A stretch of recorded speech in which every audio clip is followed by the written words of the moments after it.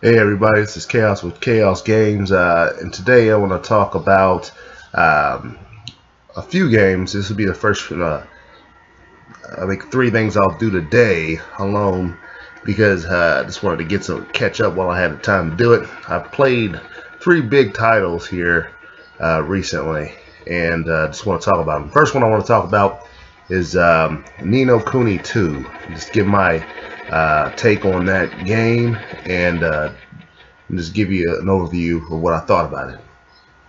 Now, I played the first Ni no Kuni, and I thought that was a great game, one of the must-have games if you're a JRPG fan on the PS3. Excellent game, I enjoyed it. Battle system was interesting, more use of familiars and kind of almost pseudo turn-based. So I enjoyed that system. The story was excellent in the first one, and I just enjoyed the ride of it and the things behind it, and the way that it wrapped up. Ni no Kuni 2, I overall have to say I enjoyed it. However, I did have some issues with the mechanics of the storytelling. Now, it starts off. There's a character. I'm not going to do too much spoiling, but there's a character who something major happens to him. He gets transformed to an unbelievably interesting, ridiculous, and new situation, and he just springs to action instantly. Most well-adjusted, ridiculously well-adjusted character I've ever seen. He just reacts, and then eventually, like when he gets through which is understandable. Some people just react to danger and stress well, but after the stress passed, this character just goes, well, I think this is my new normal now. I'll just stick with this. I'm like, how are you so well adjusted, dude? Like, that's crazy. Like, and so basically that seems to be a running theme throughout the story of this game. It's just things happen and people adjust to the situation ridiculously quick. The ideal is to build this kingdom that unites the world, and the way they go about doing it is like, it's basically the theme is, you go here, you solve a problem, boom, now you got new followers.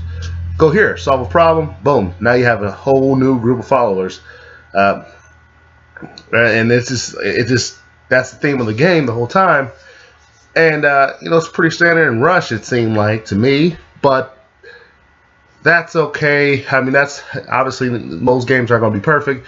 The mechanics of the story writing were a little bit shaky in this game, ultimately to me. Unlike the first one, where it was it was a very smooth ride. Everything kind of flowed well.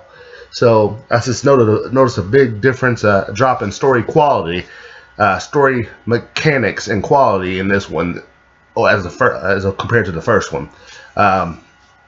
As far as gameplay, they switched the battle system up to more, hack and slash, arena type JRPG style, almost like your Star Ocean. Not as over the top, but in that same Tales, Star Ocean type of vein almost.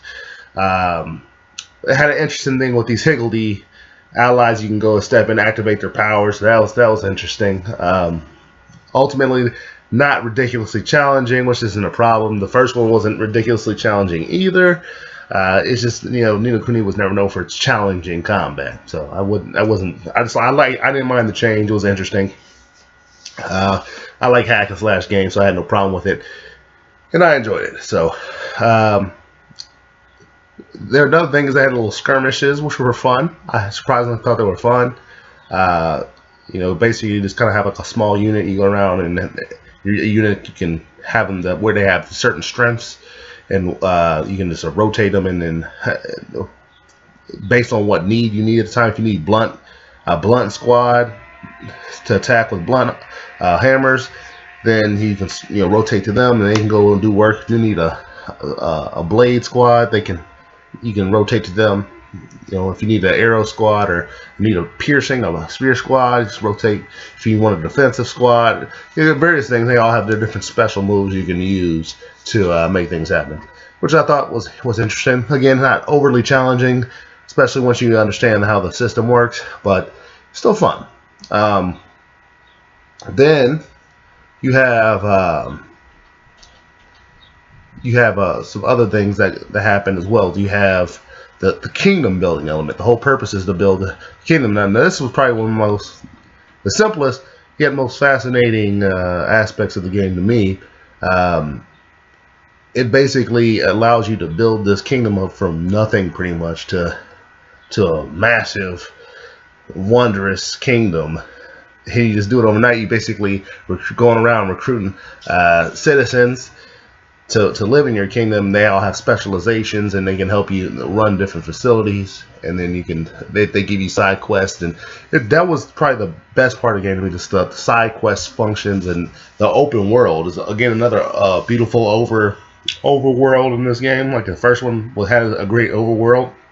This one they kept the trend up, which I was happy to see. And this kingdom, though simple, added hours and hours of enjoyment for me, just trying to build that complete kingdom, which you only can do after the game's over. But I found that quite enjoyable, and you know, basically that it was an overall great experience for me. A lot to see, a lot of secret dungeons, lots of side quests. The main character isn't so bad. The story is decent overall. Had a satisfying ending. Great soundtrack in several instances, but Ni no Kuni always had a great soundtrack. Great animation, of course, as it's known for. So if you like the first one, expect some minor differences, but I think the heart of what made the first one a great game is still in this one. And if you like the first one, expect a little different change to combat, but the overall heart of what makes Ni no Kuni is still there. Like I said, the mechanics of the story, the way it wraps up is a little bit shaky. Not very coherent all the time, but still worth picking up. And other than that, I think that's all I have to say about that particular game. So until next time, gamers game on. It's been Kaous with Kaous Games.